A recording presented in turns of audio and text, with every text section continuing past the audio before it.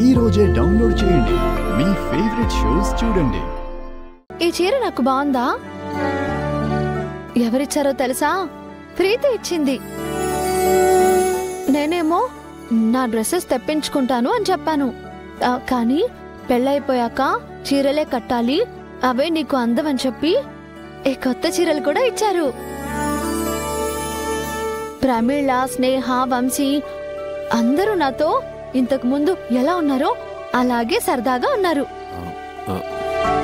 కొత్త కోడలని చెప్పి ఏడిపిస్తున్నారు కూడా. మిమ్మల్ని కూడా ఏడిపిస్తారు సార్.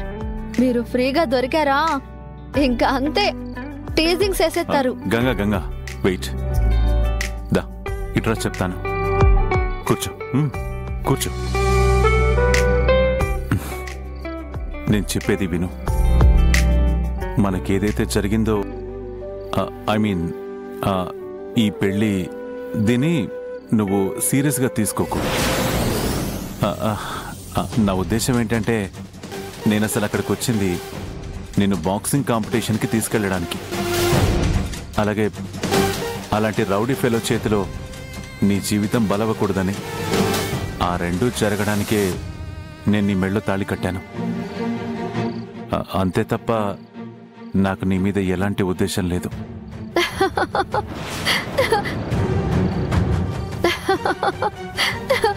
అరే ఎందుకు నవ్వుతున్నావు? నవ్వక ఇంకేం చేయమంటారు సార్?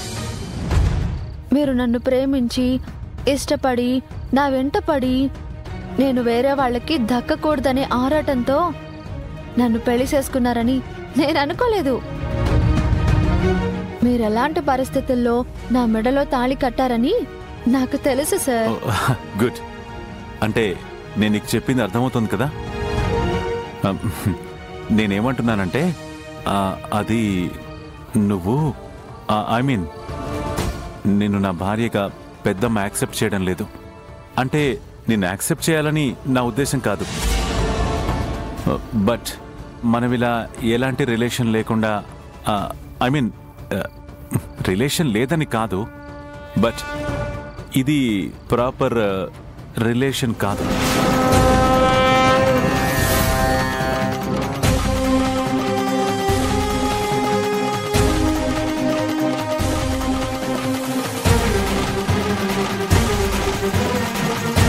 స్ట్రైట్గా చెప్తున్నాను గంగా, ఇక్కడుంటే నువ్వంటే నచ్చని వాళ్ళు నిన్ను టార్గెట్ చేసి క్రిటిసైజ్ చేస్తూ ఉంటారు. నువ్వు రోజు బాధపడాల్సి వస్తుంది. అందుకే నువ్వు తిరిగి మీ ఇంటికి వెళ్ళిపో.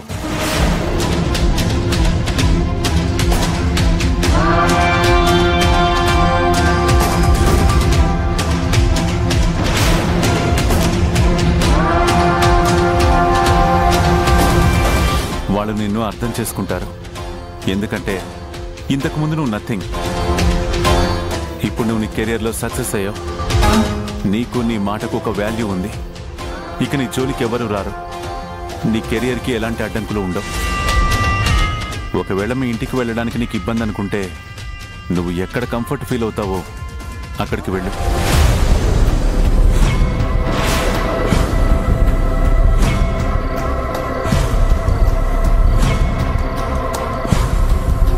మరి దేన్నేం చేయమంటారు సార్?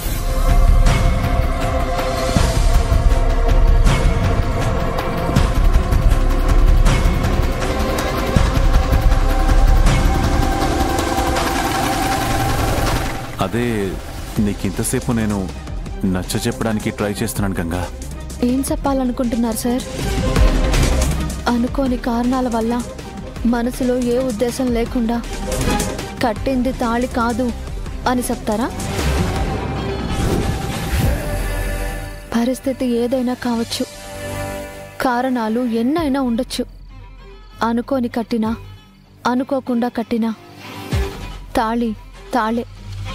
మనకి జరిగింది పెళ్ళే సార్.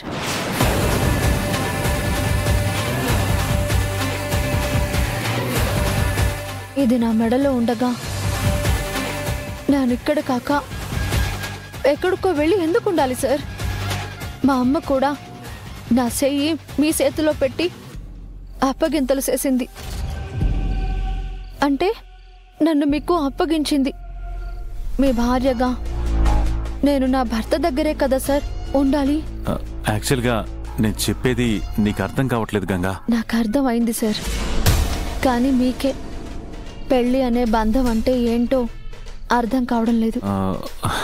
నాకు పెళ్లి మీద ఎలాంటి ఉద్దేశం లేదు గంగా. మీకొకటి చెప్పనా సార్, పెళ్లి చూపుల్లో కూర్చున్న 5-10 నిమిషాల్లోనే ఒకరికొకరు జీవితాన్ని నిర్ణయించుకుంటారు. ఎందుకు?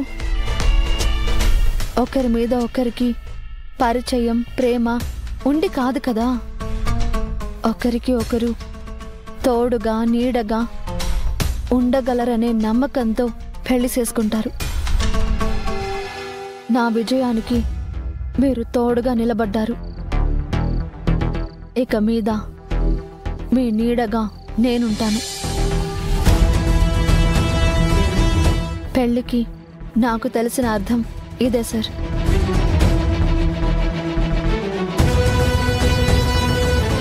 ఎక్కువగా ఆలోచించి బుర్ర పాడు చేసుకోకండి సార్.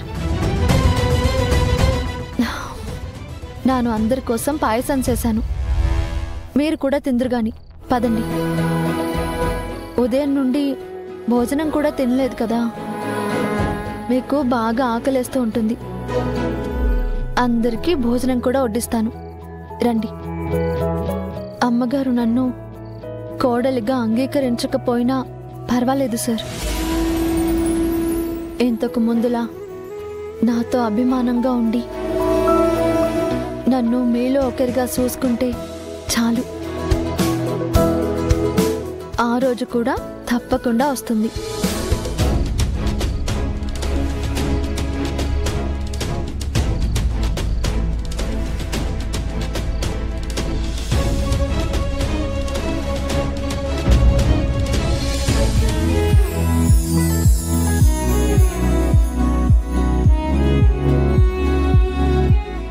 పెదనాన్నా, రారుద్రా, నాకు ఆకలిగా లేదు.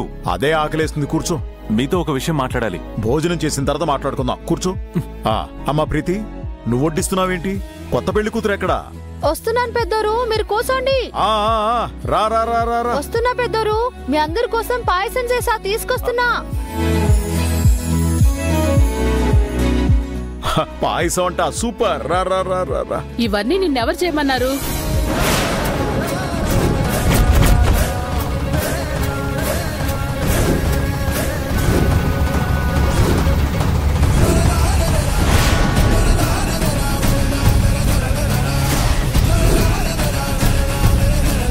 అడిగేది నిన్నే. మొదటి రోజని పాలు పొంగించి పాయసం చేశానమ్మగారు.